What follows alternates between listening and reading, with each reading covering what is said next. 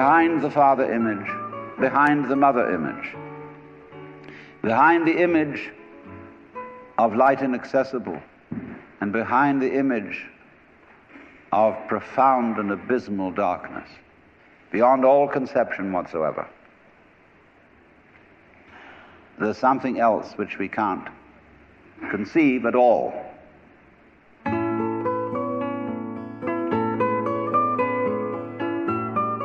Welcome to The Love of Wisdom with Alan Watts. As one of the century's most eloquent philosophers, Alan Watts introduced a generation in the West to the fascinating ideas of the Far East, the wisdoms of the Orient. In the 1960s and early 70s, he lectured throughout the English-speaking world and was recorded in a variety of settings, from seminars aboard his ferry boat, the Vallejo, in Sausalito, California, to keynote addresses at major universities. Recorded at the First Unitarian Church in San Francisco in 1971, this program is called Images of God. Here's Alan Watts. Now, I'm sure that most of you know the old story about the astronaut who went far out into space and was asked on his return whether he had been to heaven and seen God. And he said yes. And so they said to him, well, what about God? And he said, she is black. And although this is a very well-known and well-worn story, it is very profound. Because, I tell you, I knew a monk who started out in life as pretty much of an agnostic or an atheist, and then he began to read Henri Bergson, the French philosopher who proclaimed the vital force, the élan vital, and so on. And the more he read into this kind of philosophy, the more he saw that these people were really talking about God. And I've read a great deal of theological reasoning about the existence of God, and they all start out on this line. If you are intelligent and reasonable, you cannot be the product of a mechanical and meaningless universe. Figs do not grow on thistles. Grapes do not grow on thorns. And therefore, you, as an expression of the universe, as an aperture through which the universe is observing itself, cannot be a mere fluke. Because if this world peoples, as a tree brings forth fruit, then the universe itself, the energy which underlies it, what it's all about, the ground of being, as Paul Tillich called it, must be intelligent. Now, when you come to that conclusion, you must be very careful, because you may make an unwarranted jump. Namely, the jump to the conclusion that that intelligence, that marvelous designing power which produces all this, is the biblical God. Be careful. Because that God, contrary to his own commandments, is fashioned in the graven image of a paternal, authoritarian, beneficent tyrant of the ancient Near East.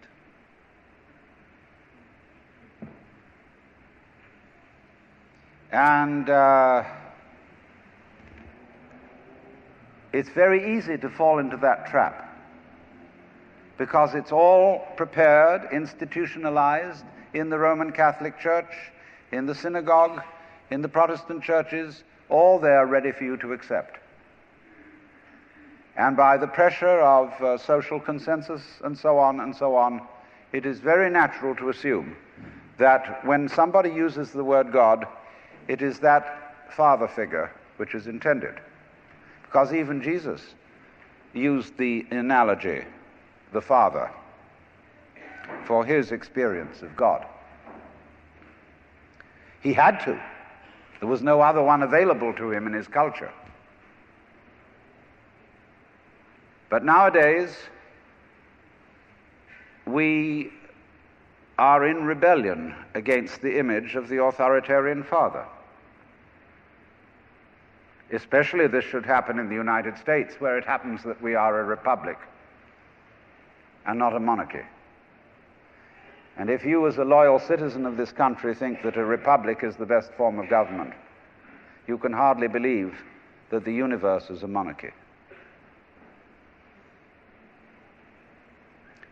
But to reject the paternalistic image of God as an idol is not necessarily to be an atheist.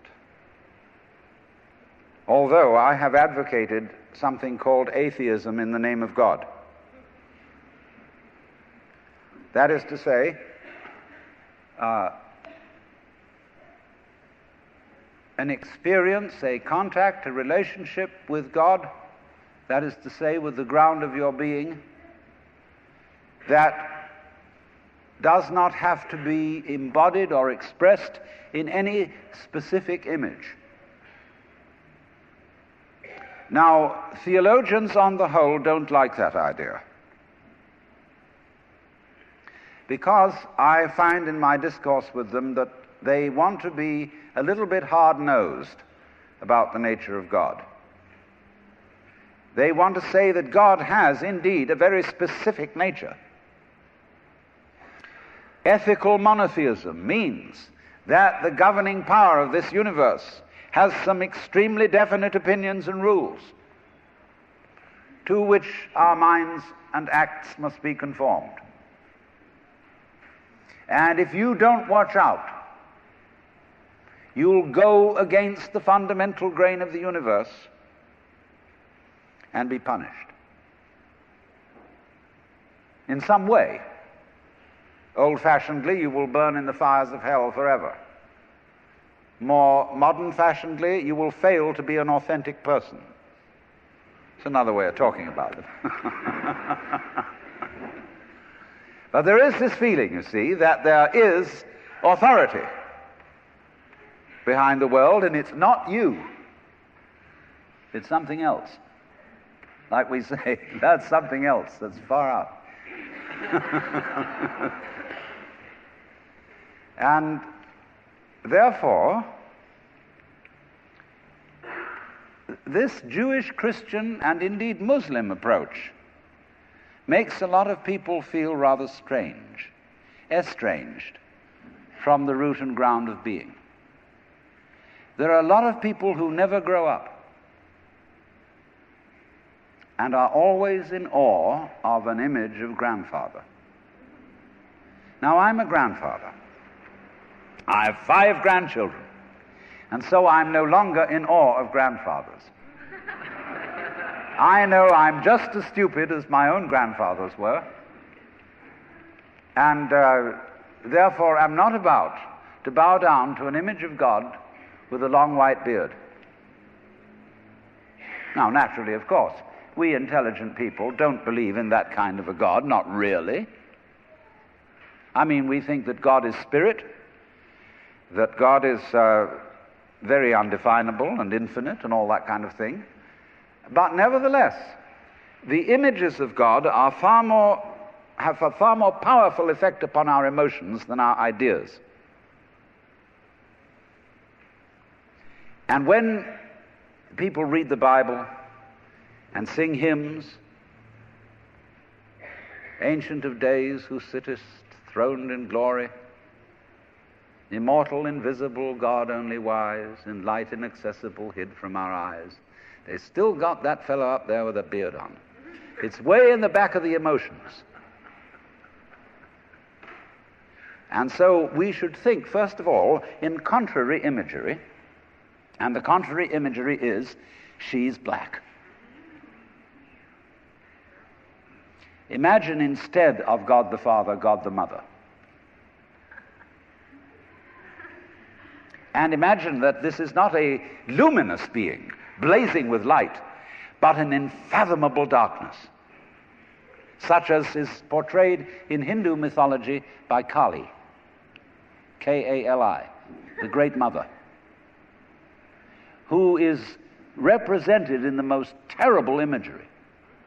Kali has a tongue hanging out long, drooling with blood. She has fanged teeth. She has a scimitar in one hand and a severed head in the other. And she is trampling on the body of her husband, who is Shiva. Shiva represents also, furthermore, the destructive aspect of the deity, wherein all things are dissolved so that they be reborn again. And here is this blood-sucking, terrible mother as the image of the supreme reality behind this universe. Imagine, it's the representative of the octopus, the spider, the awful awfuls, the creepy crawlies at the end of the line, which we are all terrified of. Now that's a very important image, because let us suppose, just for the sake of argument, that all of you sitting here right now are feeling fairly all right. I mean, you're not in hospital. You don't have the screaming mimes. You have a sense you probably had dinner and are feeling pretty good. But you know that you feel that you're fairly good because in the background of your minds, very far off in the background of your minds, you've got the sensation of something absolutely ghastly that simply mustn't happen. And so against that, which is not happening, and which doesn't necessarily have to happen, but by comparison with that, you feel pretty all right. And that absolutely ghastly thing that mustn't happen at all is Kali. And therefore, at once, we begin to wonder whether the presence of this Kali is not in a way very beneficent. I mean, how would you know that things were good unless there was something that wasn't good at all? Now I'm not putting this forward as a final position. I'm only putting it forward as a variation, as a way of beginning to look at a problem and getting our minds out of their normal ruts. She's black. Well, she, first of all, feminine, represents what is called philosophically the negative principle. Now, of course, people who are women in our culture today and believe in women's lib don't like to be associated with the negative, because the negative has acquired very bad connotations. We say accentuate the positive. Well, that's a purely male chauvinistic attitude. How would you know that you were outstanding unless, by contrast, there was something instanding?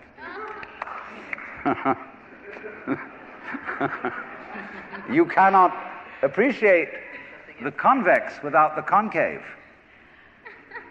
You cannot appreciate the firm without the yielding. And therefore, the so-called negativity of the feminine principle is obviously life-giving and very important. But we live in a culture which doesn't notice it. You see a painting, a drawing of a bird, and you don't notice the white paper underneath it. You see a printed book, and you think that what is important is the printing, and the page doesn't matter. And yet, if you reconsider the whole thing, how could there be visible printing without the page underlying it? What is called substance, that which stands underneath, underneath, stands. To be substantial is to be underlying, to be the support, to be the foundation of the world. And of course, this is the great function of the feminine, to be the substance. And therefore, the feminine is represented by space, which is, of course, black at night. But were it not for black and empty space, there would be no possibility whatsoever of seeing the stars. Stars shine out of space, and astronomers very high-powered astronomers are beginning to realize that stars are a function of space. Now that's difficult for our common sense, because we think that space is simply inert nothingness. But we don't realize that space is completely basic to everything. It's like your consciousness. Nobody can imagine what consciousness is. It's the most elusive, whatever it is, that there is at all, because it's the background of everything else that we know. Therefore, we don't really pay much attention to it. We pay attention to the things within the field of consciousness, to the outlines, to the objects, to the so-called things that are in the field of vision, the sounds that are in the field of hearing, and so forth. But what it is that ever it is that embraces all that, we don't pay much attention to it. We can't even think about it. It's like trying to look at your head. You know, you try to look at your head, and what do you find? You don't even find a black blob in the middle of things. You just don't find anything. And yet that is that out of which you see, just as space is that out of which the stars shine. So there's something very queer about all this. That which you can't put your finger on, that which always escapes you, that which is completely elusive, the blank, seems to be absolutely necessary for there to be anything whatsoever. Now let's take this further. Kali also is the principle of death, because she carries a scimitar in one hand and a severed head in the other. Death. This is tremendously important to think about. We put it off. Death is swept under the carpet in our culture. In the hospital, they try to keep you alive as long as possible in utter desperation. They won't tell you that you're going to die. They, when their relatives have to be informed that it's a hopeless case, they say, don't tell this to the patient. And all the relatives come around with hollow grins and say, well, you'll be all right in about a month, and then we'll go and have a holiday somewhere and sit by the sea and listen to the birds and whatnot. And the dying person knows that this is mockery. Well, of course, we've made death howl with all kinds of ghouls. We've invented dreadful afterlives. I mean, the Christian version of heaven is as abominable as the Christian version of hell. I mean, nobody wants to be in church forever. Children are absolutely horrified when they hear these hymns which say, prostrate before thy throne to lie and gaze on thee. They can't imagine what this imagery means. I mean, in a very subtle theological way, I could wangle that statement around to make it extremely profound. I mean, to be prostrate at once and to gaze on the other hand, see, is a coincidentia oppositorum, a coincidence of opposites, which is very, very deep. But to a child, it is a crick in the neck. And that's the sort of imagery we're brought up with. So the idea of what might happen after death, well, you're going to be faced with your judge, the one who knows all about you. This is Big Papa, who knows you were a naughty boy and a very naughty girl, especially girl, from the beginning of things. He's going to look right through to the core of your inauthentic existence.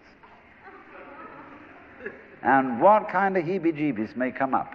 Or you may believe in reincarnation, and you think that your next life will be the rewards and the punishments for what you've done in this life.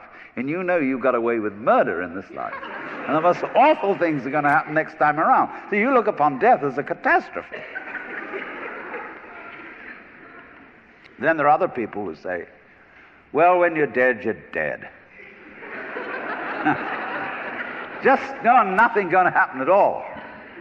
So what you got to worry about? Well, we don't quite like that idea, because it spooks us.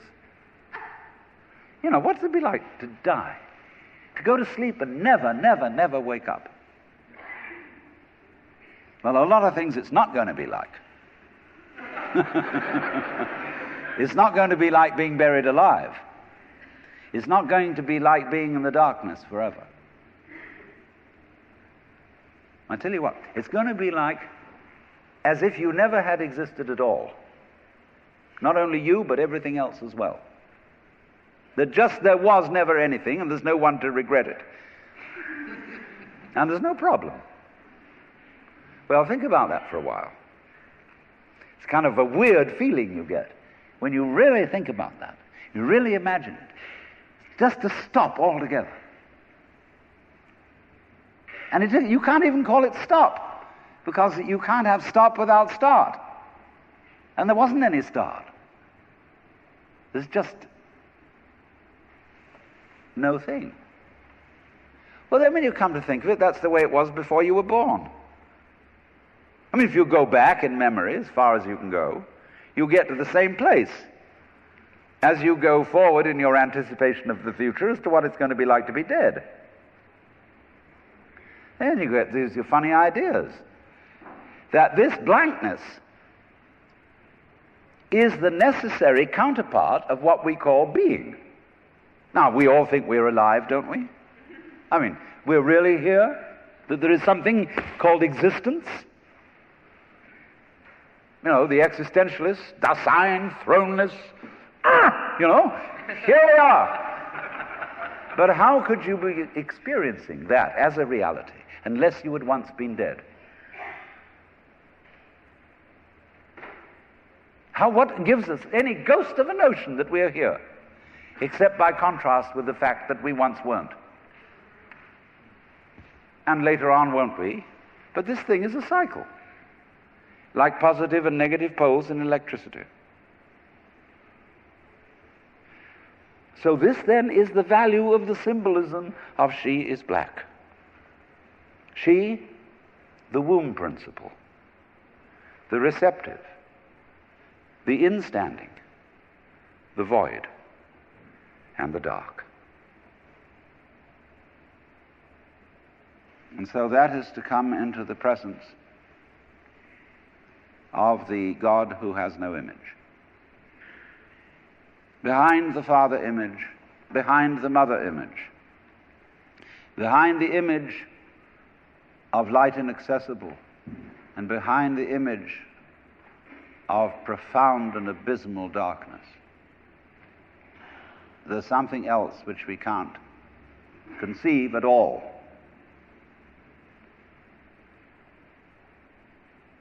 Dionysius the Areopagite called it the luminous darkness. Nagarjuna called it shunyata, the void. Shankara called it Brahman, that which of which nothing at all can be said. Neti neti. Beyond all conception whatsoever. And you see, that is not atheism in the formal sense of the word. This is a profoundly religious attitude, because what it corresponds to practically is an attitude to life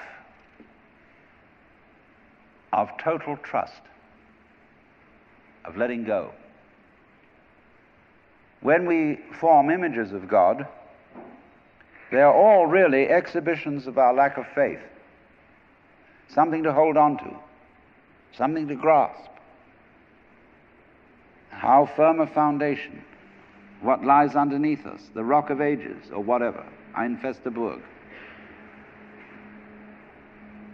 But when we don't grasp, we have the attitude of faith. If you let go of all the idols, you will of course discover that what this unknown is, which is the foundation of the universe, is precisely you. It's not the you think you are. No, it's not your opinion of yourself. It's not your idea or image of yourself. It's not the chronic sense of muscular strain, which we usually call I. You can't grasp it. Of course not. Why would you need to? Supposing you could, what would you do with it? And who would do what with it? You can never get at it. So there is that profound central mystery. And the attitude of faith is to stop chasing it.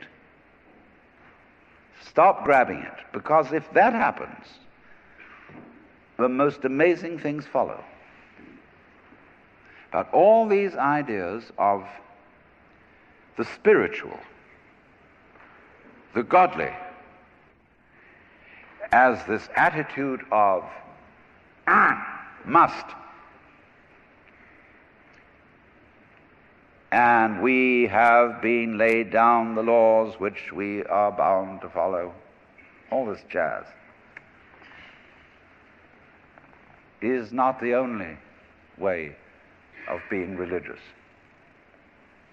and of relating to the ineffable mystery that underlies ourselves and the world.